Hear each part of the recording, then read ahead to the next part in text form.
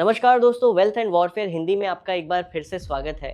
आज की इस दमदार वीडियो में हम एक ऐसी धमाकेदार और चौंकाने वाली खबर पर विस्तार से चर्चा करेंगे जिसने अंतर्राष्ट्रीय राजनीति की दुनिया में एक भारी भूचाल ला दिया है।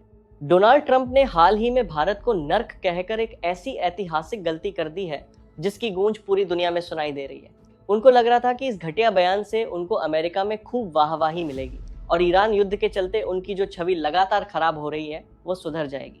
परंतु विनाश काले विपरीत बुद्धि और बिना विचारे जो करे सो पाछे पछताए, इस अहंकार भरे बयान ने उनके ही पैरों पर ऐसी कुल्हाड़ी मारी है जिसका घाव अमेरिका को बहुत लंबे समय तक सहना पड़ेगा। आज हालत यह है कि पूरे अमेरिका में ट्रंप की घोर निंदा हो रही है।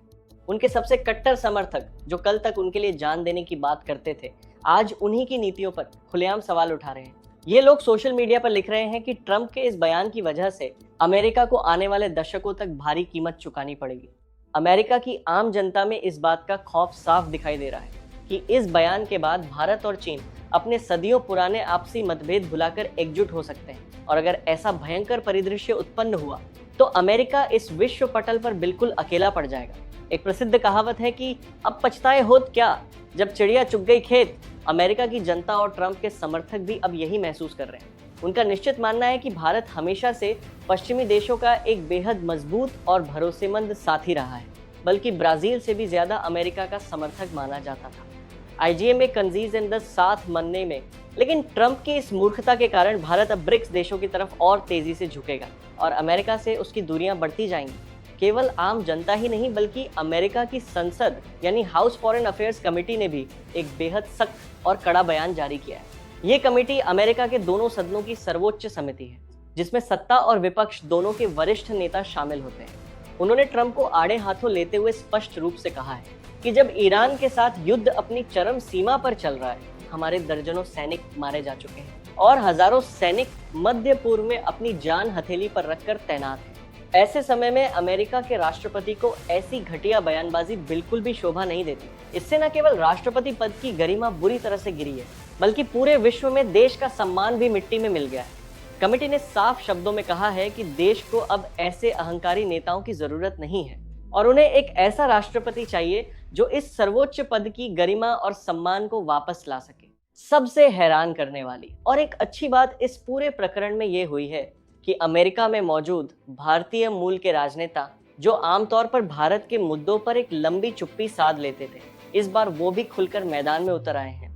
अक्सर देखा गया है कि यूरोपीय या चीनी मूल के नेता अपने पैतृक देश का खूब समर्थन करते हैं, लेकिन भारतीय मूल के राजनेता थोड़ा पीछे हट जाते थे। परंतु इस बार रो खन्ना और अन्य वरिष्ठ नेताओं ने ट्रंप की कड़ी आलोचना की है। उन्होंने पूरे गर्व के साथ कहा है कि उनकी जड़ें भारत से जुड़ी हैं और उन्हें इस बात पर अनंत नाज है। ट्रंप की नस्लभेदी और नीच टिप्पणियां उनकी जड़ों को कभी मैला नहीं कर सकती। ये बिल्कुल वैसा ही है कि जब तक आप अपने अधिकार के लिए आवाज नहीं उठाएंगे, दूसरा कोई आपके साथ खड़ा नहीं होगा। अपने सम्मान की लड़ाई खुद लड़नी पड़ती है, तभी पूरी दुनिया आपका साथ देती है। लेकिन इस पूरे मामले में सबसे निराशाजनक पहलू भारत सरकार का रवैया रहा। जब दुनिया की सबसे बड़ी महाशक्ति का राष्ट्रपति पूरे विश्व के सामने भारत को नर्क कह रहा है, तब हमारे विदेश मंत्रालय ने केवल एक शांत सा और दबा हुआ बयान जारी कर दिया। उसमें बस इतना ही लिखा गया कि ट्रंप का बयान गलत है और उन्हें भारत के बारे में सही जानकारी नहीं है। इस नरम प्रतिक्रिया को देखकर यही लगता है कि हाथी के दांत खाने के और दिखाने के, और हमारी अपेक्षा थी कि इस मुद्दे पर कड़ी से कड़ी आलोचना होनी चाहिए थी। कम से कम हमारे प्रधानमंत्री या किसी बड़े केंद्रीय मंत्री को इस बयान की कड़े शब्दों में निंदा करनी चाहिए थी। अगर हम आज ऐसे घोर अपमानों की कड़ी आलोचना नहीं करेंगे तो भविष्य में यह एक आम बात बन जाएगी और कोई भी उठकर हमारे महान देश का अपमान कर देगा। ईंट का जवाब पत्थर से देना इस वक्त की सबसे बड़ी जरूरत थी। दूसरी तरफ जो देश अमेरिका के जानी दुश्मन माने जाते हैं, जैसे ईरान और रूस, वो पूरी तरह से खुलकर भारत के समर्थन में खड़े हो गए हैं। दुश्मन का दुश्मन दोस्त होता है, ये कहावत यहाँ बिल्कुल सही बैठती है। ईरान ने तो आगे बढ़कर भारत की खूबसूरती और महानता दिखाने वाले बेहतरीन वीडियो जारी करना शुरू कर दिया है। मुंबई, हैदराबाद और दिल्ली जैसे महानगरों में उनके वाणिज्य दूतावास वहाँ की अद्भुत झलक दिखा रहे हैं और पूरे विश्व को बता रहे हैं कि भारत कितना महान, प्रगतिशील और सुंदर देश है। ये काम दरअसल हमें खुद करना चाहिए था, लेकिन हमारे बदले ये महान काम दूसरे देश कर रहे हैं। भारत आज एस-400 अग्नि 5 और आईएनएस अरिहंत जैसे ब्रह्मास्त्र रखने वाला देश है जो किसी की धमकी से नहीं डरता। जब भारतीय नौसेना के पास अपना INS विक्रांत जैसा विशालकाय युद्धपोत है, तो हमें किसी दूसरे देश के रहमो क्रम पर जीने की जरूरत नहीं है। भारत की बढ़ती अर्थव्यवस्था और हमारी सेना का शौर्य इस बात का प्रमाण है कि अब हम पुराने दौर वाला भारत नहीं है। आज का भारत आंखों में आंखें डालकर बात करता है और दुश्मनों को उनके घर में घुसकर मारता है।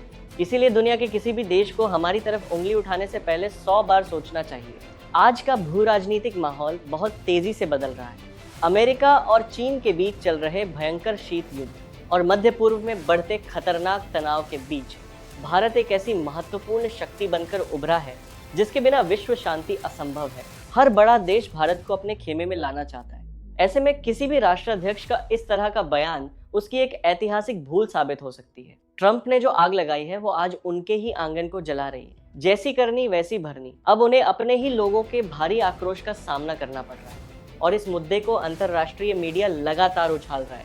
अंत में मैं आप सभी देशभक्तों से एक सीधा प्रश्न पूछना चाहता हूँ कि क्या भारत की यह शांत रणनीति इस स्थिति में बिल्कुल सही थी, या फिर हमें भी एक बेहद आक्रामक रुख अपनाते हुए ट्रंप को उन्हीं की भाषा में करारा जवाब देना चाहिए था?